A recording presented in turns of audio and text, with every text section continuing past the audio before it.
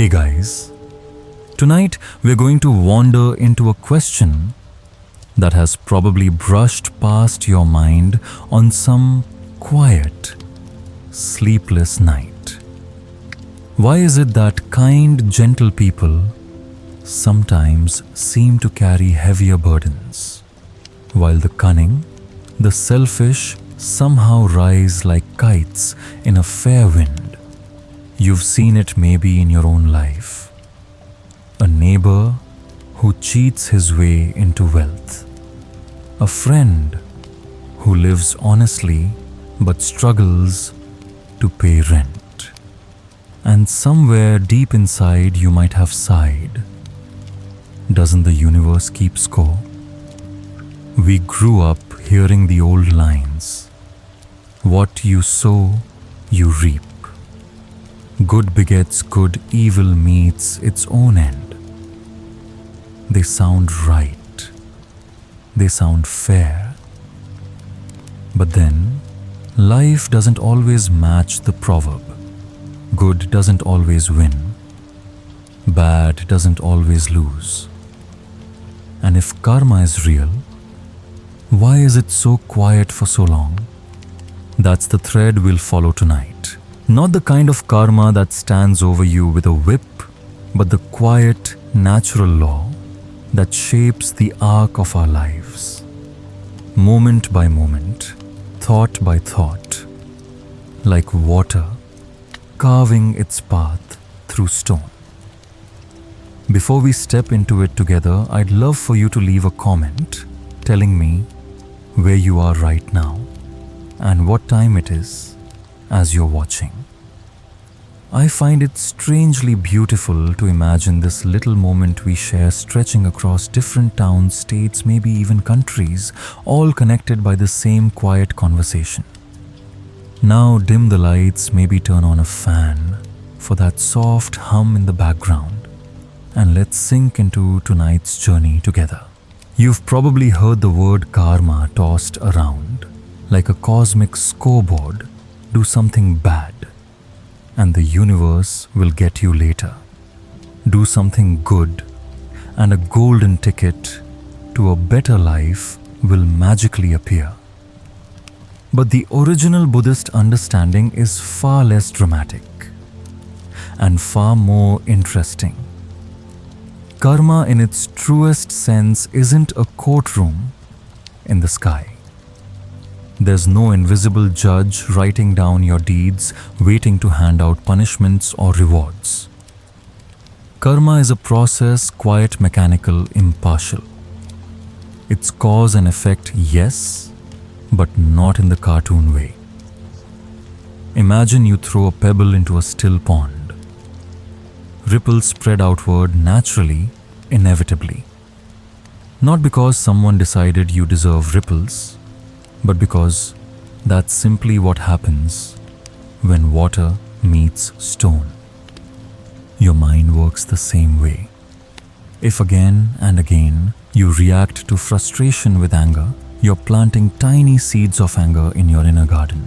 Over time, without you even noticing, those seeds grow into brambles that snag you at the smallest touch, a sideways glance, a slightly different tone in someone's voice, and suddenly you're on fire inside.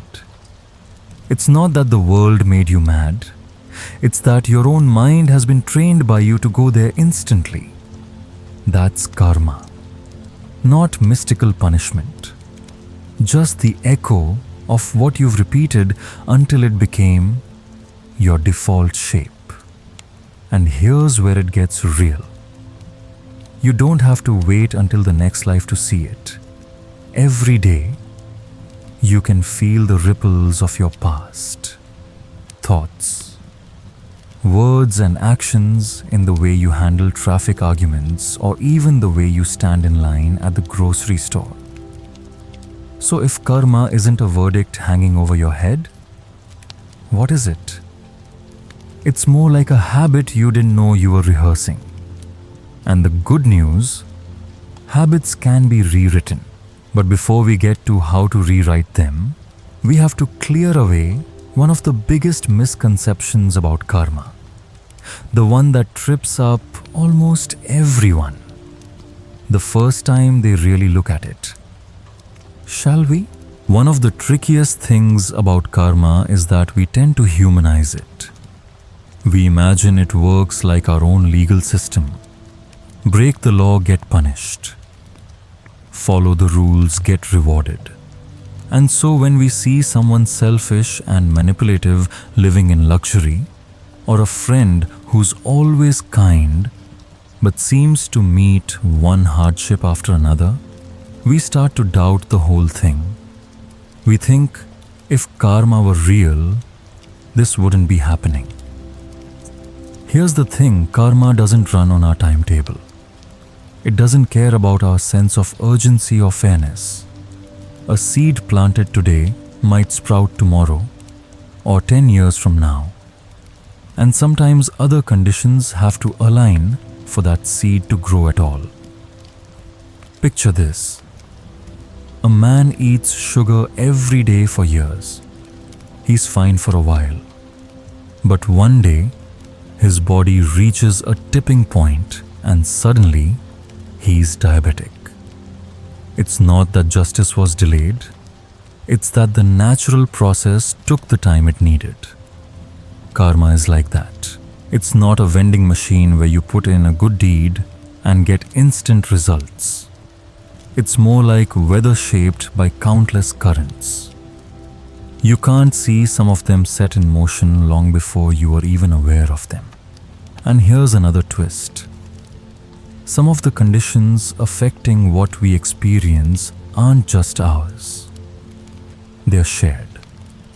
A neighborhood, a community, a country, these can have collective karma patterns of behavior and belief that create a shared environment.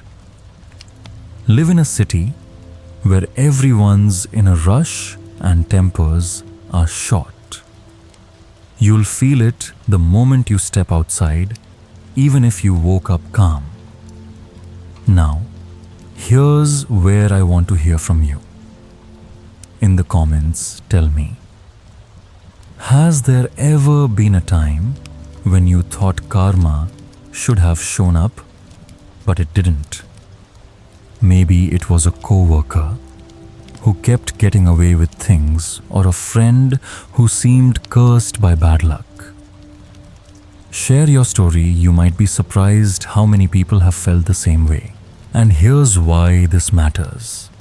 When we expect karma to act like a cosmic referee, we set ourselves up for frustration. We miss the subtle ways it's already working in our lives.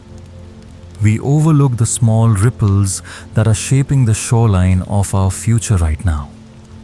So, if karma isn't instant and it isn't always personal, how do we even begin to track it? The answer lies in seeing the deeper chain of events, what Buddhists call dependent origination. And that's where we're heading next. To really understand karma, you have to zoom out, way out. In Buddhist teaching, there's a map called dependent origination. It's not a map of countries or roads. It's a map of the mind. And it shows how suffering takes shape step by step, from the tiniest spark to the full-blown wildfire. It begins with ignorance. Not ignorance in the you didn't study for the test way, but in the sense of not seeing reality clearly. Not noticing that everything, our feelings, our bodies, our relationships, is constantly changing without a permanent me in charge. From that not seeing comes formation, the mental impulses, the little pushes of wanting or avoiding. From formation comes consciousness, the sense of I here and the world out there. From consciousness comes name and form, the division of our experience into my body, my mind, my feelings, and then contact. Eyes meet a sight, ears meet a sound, a heart meets a memory. From contact comes feeling pleasant, unpleasant, or neutral. From feeling comes craving, clinging to the pleasant, pushing away the unpleasant, holding on to the neutral so it won't slip into boredom. Craving becomes grasping. Grasping becomes existence, the solid sense that this is me, this is who I am. And from that sense of fixed identity comes birth, not just physical birth, but the constant rebirth of me in a new mood, a new opinion, a new role. And then aging, decay, death, loss, grief. The whole cycle spins again. Here's the part that matters for karma. Every one of these steps is a place where seeds are planted. Every reaction, every cling, every push away is a chance to reinforce an old habit or choose a different one. The moment you see this chain, you realize something powerful. You don't have to break the whole thing at once. You only have to see one link clearly and the rest will loosen. For example, you're angry, but you notice the moment before you speak. You don't swallow the anger and you don't explode. You just see it. Right there, you've interrupted the chain. That's not mystical, it's practical. It's the exact point where karma shifts. In the comments, I'd love to know which link in that chain feels most familiar to you. Is it the craving, the grasping, the contact itself? Your insight might help someone else recognize their own patterns. Next, we'll talk about the surprising places karma shows up. Not just in what we do, but in what we think, in what we almost say, and even in the emotions we hide. Most people think karma is all about what you do. Steal something, lie to someone, help a stranger, donate to charity, big visible actions. But here's the truth. Karma starts long before your hands move or your lips form the words. It begins in the mind in the split second when an intention takes shape. Let's say you smile at someone. On the outside it looks kind, but inside, maybe that smile is meant to manipulate, to gain an advantage, to prove you're the bigger person. Different seed, different fruit. The karma isn't in the shape of your mouth, it's in the root of your motivation. Or imagine someone kills an animal. If it's done in a fit of cruelty, that's one kind of seed. If it's done to end suffering, like putting down a pet in pain, that's another. The outside looks similar. The inside could not be more different. This is why in Buddhism, intention is everything, because even actions that look good can keep you spinning in the same old wheel if they're fueled by ego, pride, or fear. And here's where it gets tricky. Karma can form even when nothing happens on the outside. You could be sitting in a meeting, smiling politely, while inside you're shredding someone with silent judgment. That silent storm is still shaping you. It's still laying down grooves in the mind that will make the next judgment easier, the next resentment quicker to rise. The more you notice this, the more humbling it becomes. You start realizing it's not just about avoiding bad deeds. It's about seeing the mind before it chooses, before it locks into an old reflex. And that's good news, because it means you don't have to wait for some big moral test to change your karma. You can do it right now in the tiniest moment by simply noticing, why am I about to do this? And if the answer doesn't feel clean, you can choose differently. I want you to try something after this video.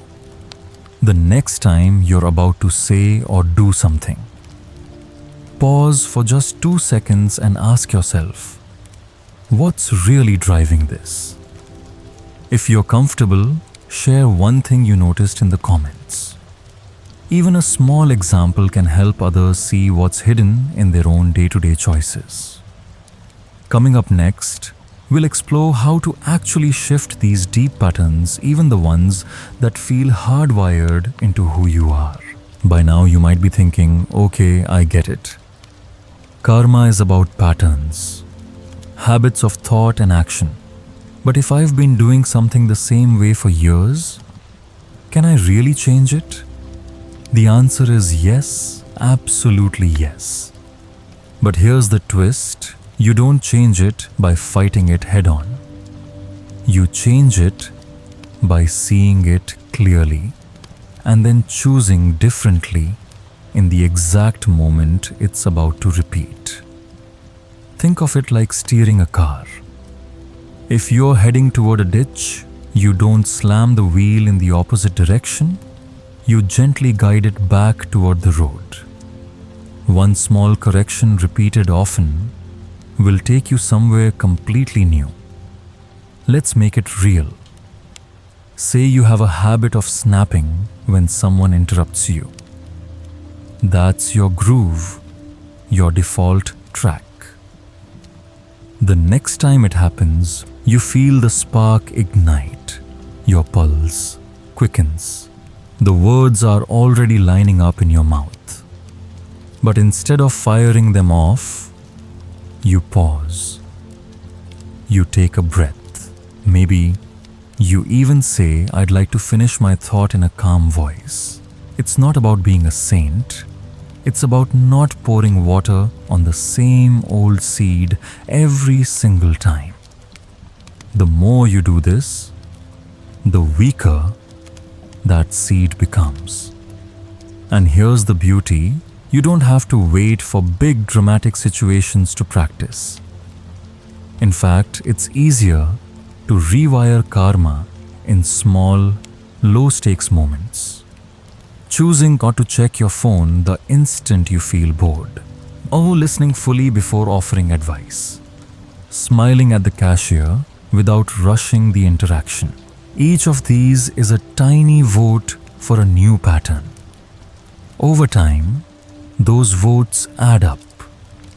Of course, this takes awareness, what Buddhists call mindfulness. Noticing the cue, the habit loop starting to run, and gently steering towards something different.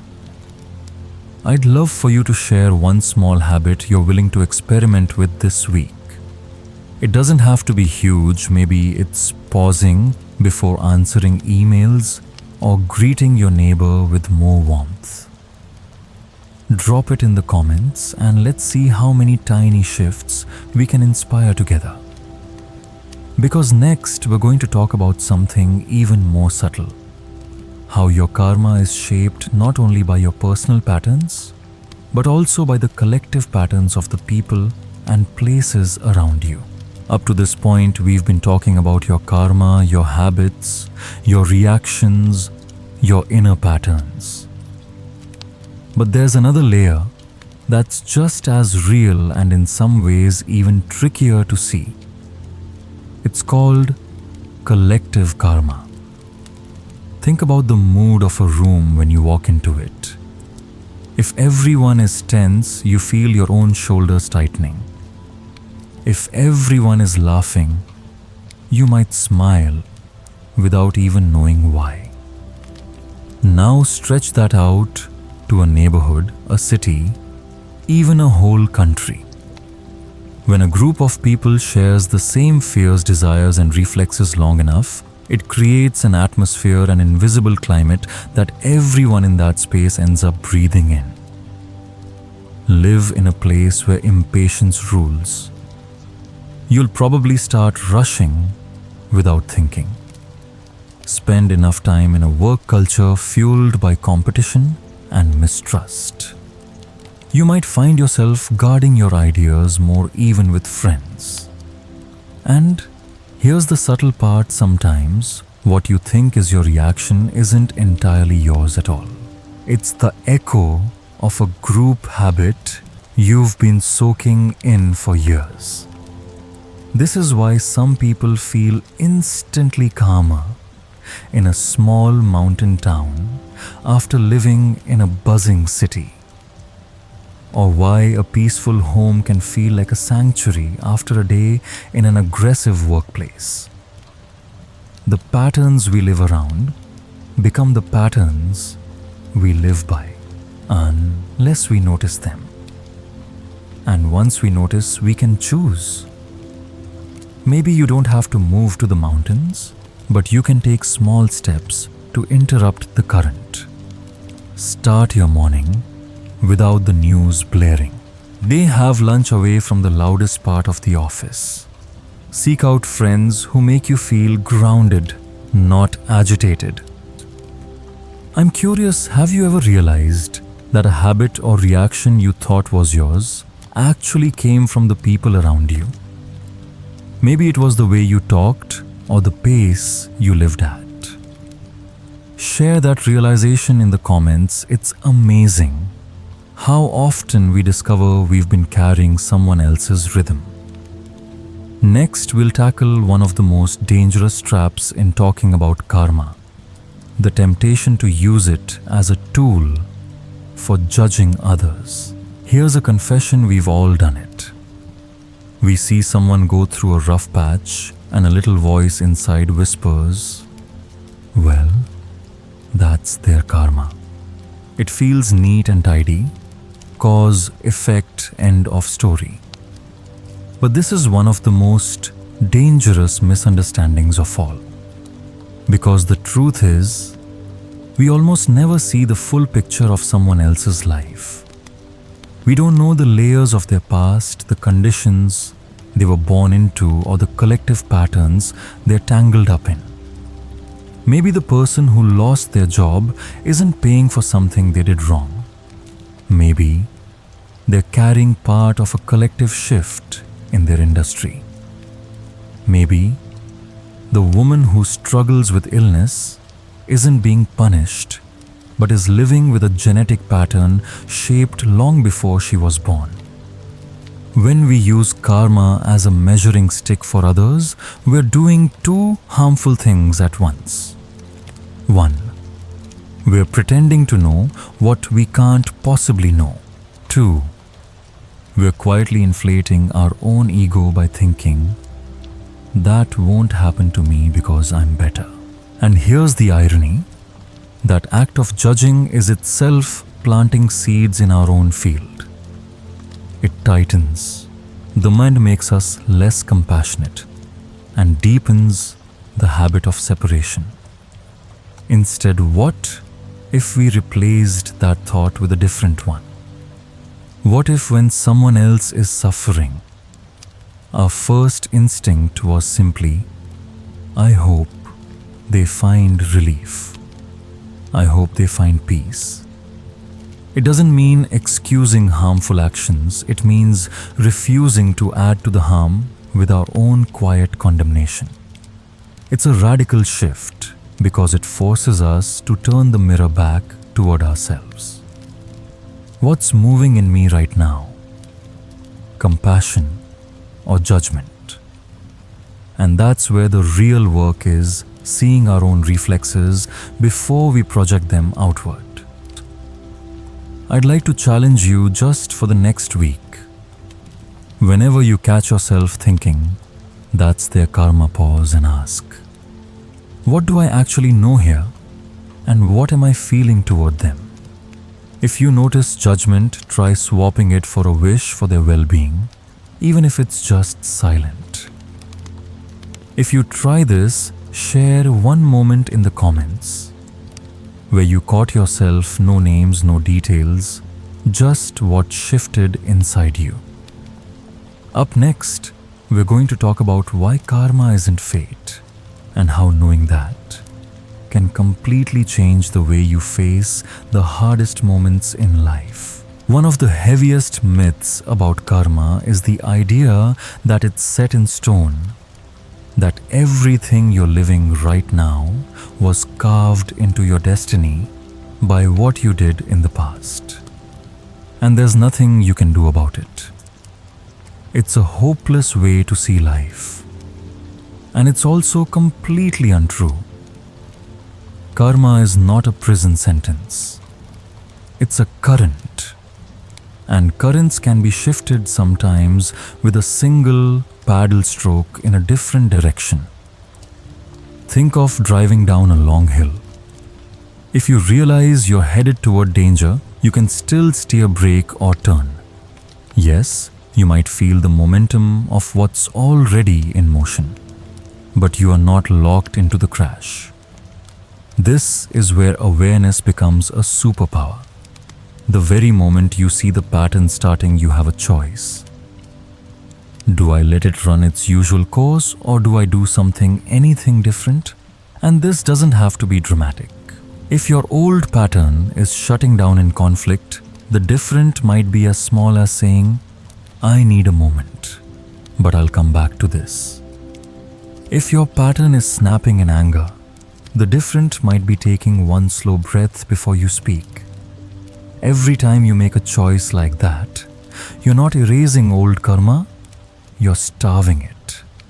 And at the same time, you're feeding something new. The more you do it, the more the river bends. It might not turn overnight, but give it time.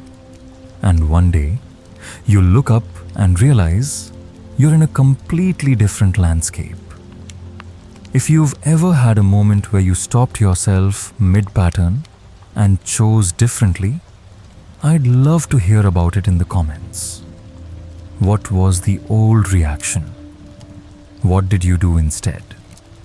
Stories like that can be the little spark someone else needs to believe change is possible.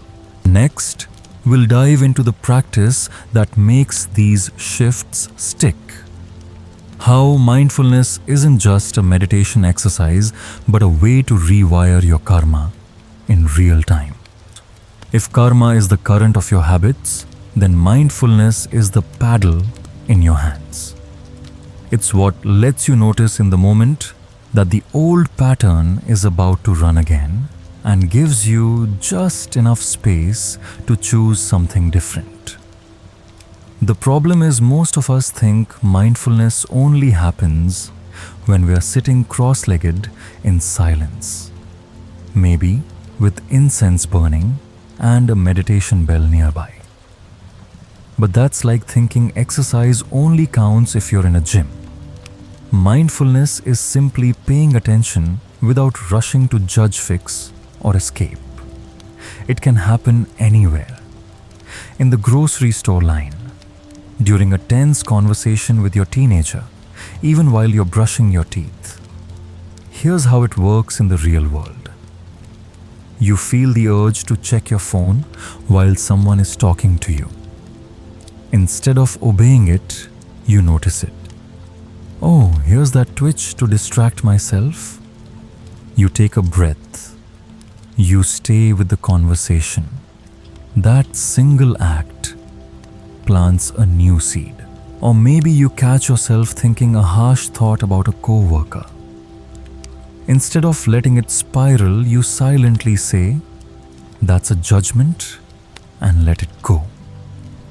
Another seed planted. Another groove in your mind shifted.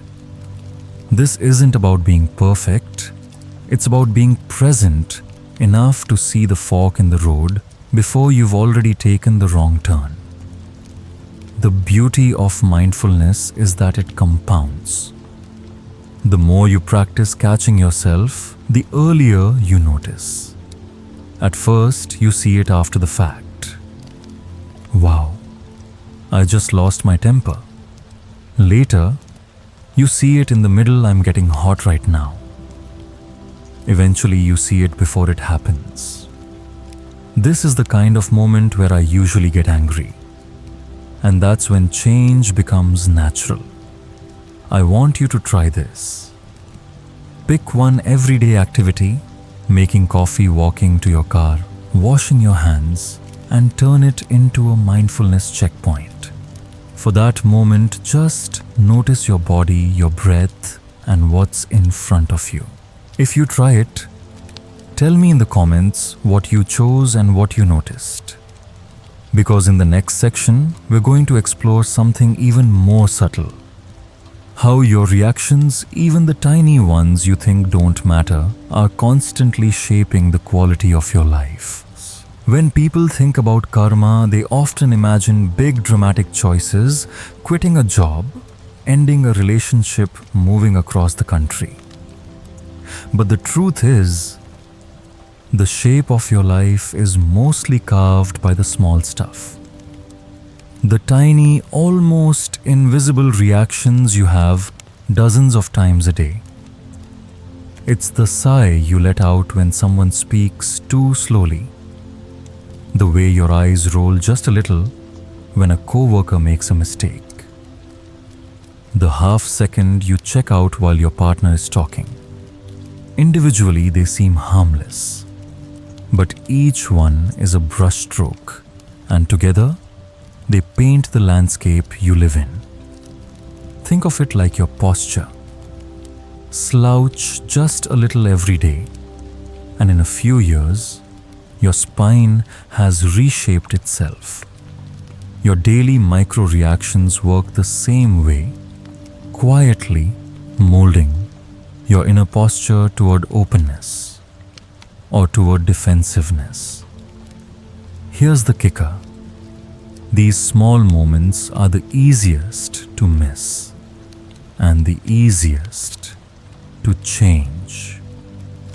You don't need a crisis to practice. You can start right now, noticing your tone when you say hello, choosing patience in the checkout line, offering a genuine thank you to the barista who gets your order wrong. And here's something beautiful, changing just one of these small reactions can ripple into the bigger parts of your life. A softer tone today might open a door for a deeper conversation next week. A moment of patience now might spare you an hour of stress later. The point isn't to police yourself into being nice all the time.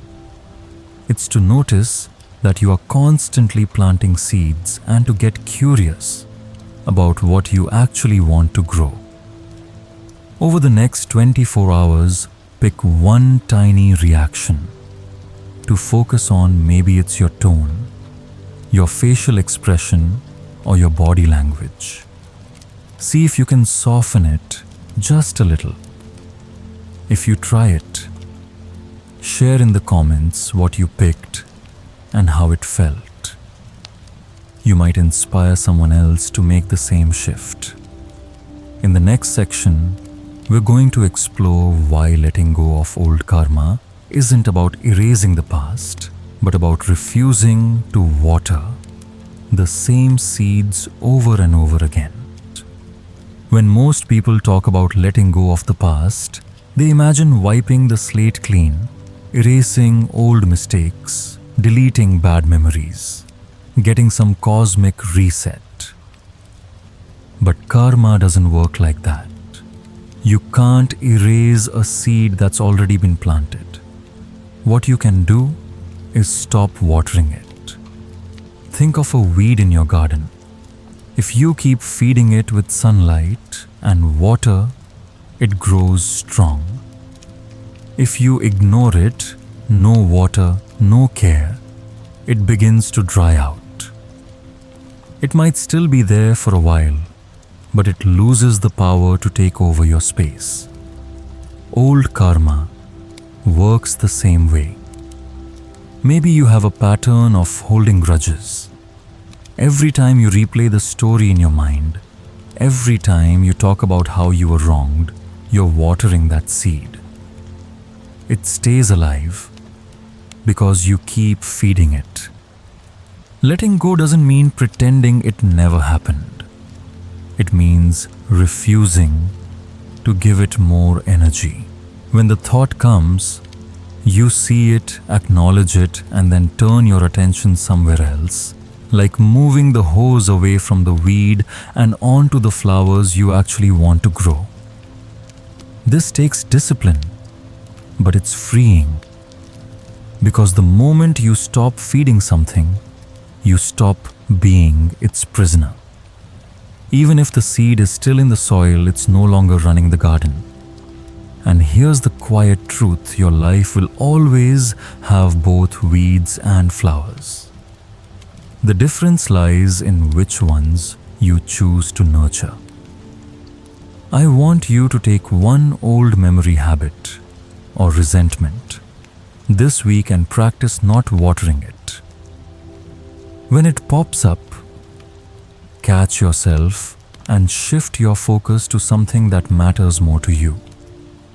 If you feel like sharing, drop a comment about what you chose and what you decided to water instead. In the next section, we'll talk about the power of starting small.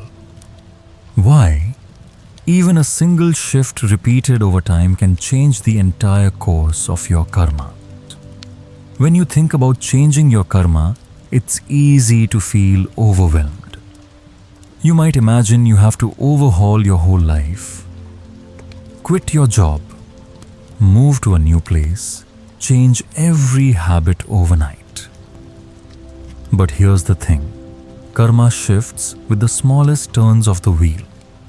One small change repeated can move you into an entirely different current. Think of it like adjusting a compass. A 1-degree shift doesn't look like much today, but walk far enough and you end up in a completely different place than where you were headed. Let's make it concrete. If you tend to rush through conversations, the small start could be asking one extra question and really listening to the answer.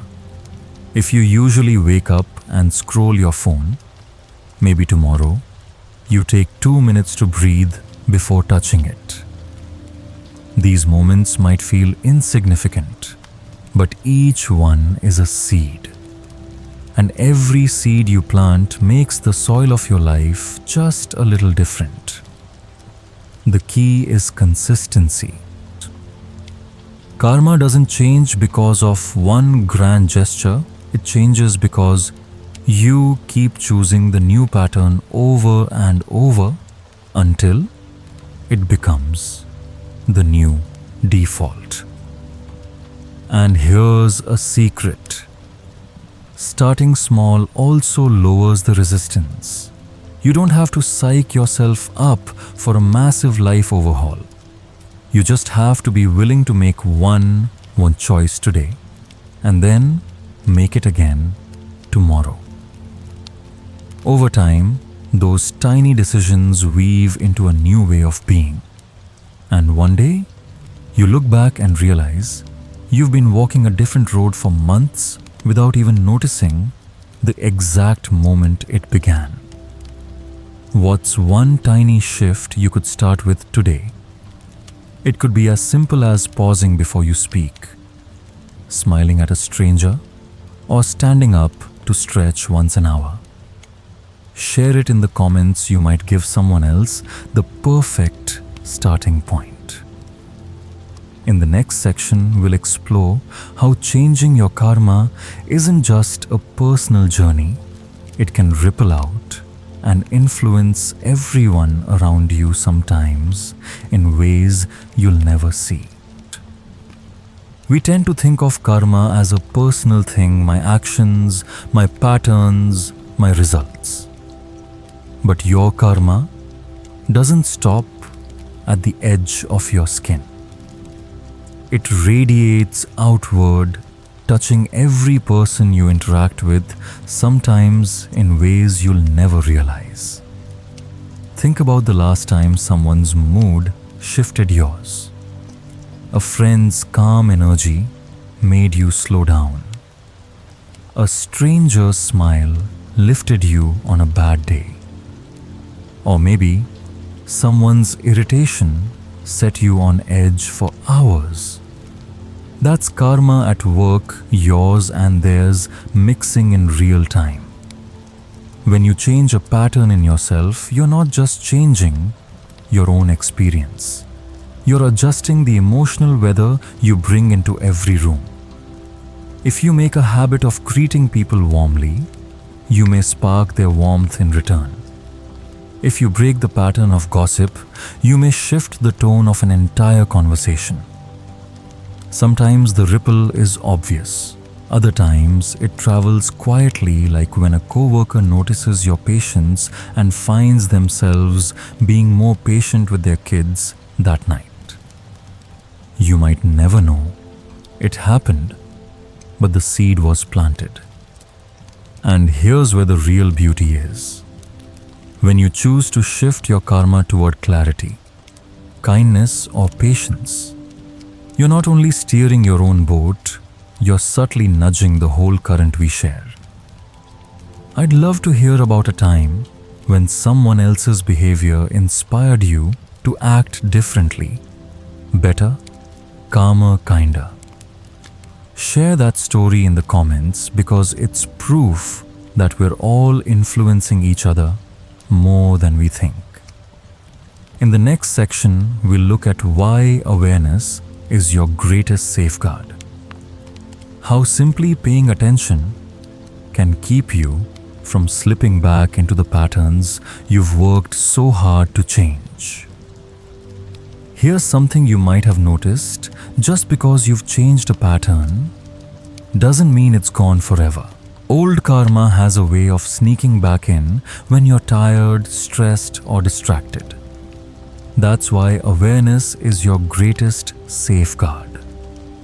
It's like a light in the hallway. When it's on, you can see where you're going. When it's off, you're back to stumbling in the dark. Awareness doesn't mean you'll never make the same mistake again. It means you'll catch it faster and you'll know exactly where it came from. You'll notice the early signs, the tightening in your chest before you speak sharply, the restless tapping of your foot when impatience creeps in, the subtle heat in your face when defensiveness rises. And the moment you notice, you have power. You can pause. You can choose. It's a lot like driving. You don't just turn the wheel once and assume you'll stay on course forever. You keep your eyes on the road and make tiny adjustments all the time. Awareness is those tiny adjustments in the landscape of your mind. The good news: the more you practice, the more automatic it becomes. Awareness starts as an effort, but over time it becomes a habit, your new baseline. And when awareness is your baseline, old patterns can knock, but they rarely get through the door. Think about a pattern you've worked hard to change. What's one early warning sign that tells you it might be coming back? Share it in the comments. You might help someone else spot their own red flags sooner. In the next section, we'll explore what it really means to live with awareness every day, turning ordinary moments into opportunities for freedom from old karma. Awareness isn't just for the big dramatic moments in life. It's most powerful in the small ordinary spaces, the in-between moments, when nothing seems important but your mind is quietly shaping the quality of your day. It can be as simple as noticing the sound of your breath when you wake up, feeling the weight of your feet on the floor as you walk to the kitchen, actually tasting your coffee instead of gulping it while thinking about your inbox. Every time you bring awareness into one of these small moments, you interrupt the autopilot. You're telling your mind, we don't have to run the old script right now. And here's the beauty. When you live this way, you don't have to wait for meditation time to practice. Your whole life becomes the practice. Washing dishes, driving to work, talking with your neighbor. All of it becomes an opportunity to plant seeds you actually want to grow. And over time, those small moments add up to something profound, a life that feels lighter, calmer, and more intentional. Not because the world stopped being messy, but because you stopped being dragged around by your own old patterns. This is the quiet, everyday kind of freedom that doesn't make headlines, but it changes everything from the inside out. Tomorrow, pick one everyday activity: brushing your teeth, making lunch, walking the dog, and use it as your awareness anchor. When you do it, really do it. Notice every detail. If you try this, share your experience in the comments. You might inspire someone else to turn a routine task into a doorway to awareness. So here we are at the end of tonight's quiet walk together. We've wandered through what karma truly is, how it's formed, and the gentle ways you can shift it. One breath, one choice, one small seed at a time. Maybe you've realized something about your own patterns, that some of them were learned without your permission, that others have been quietly shaping your days for years, and that none of them are set in stone. You don't need to overhaul your life overnight. You don't need to erase the past. You only need to keep noticing, to keep choosing not to water the weeds, and to give your attention to the seeds you'd like to see grow. And here's the thing, every time you choose awareness over autopilot, patience over impatience, compassion over judgment, you're not just changing your own life, you're adding something calmer, kinder, more grounded to the collective current we all share.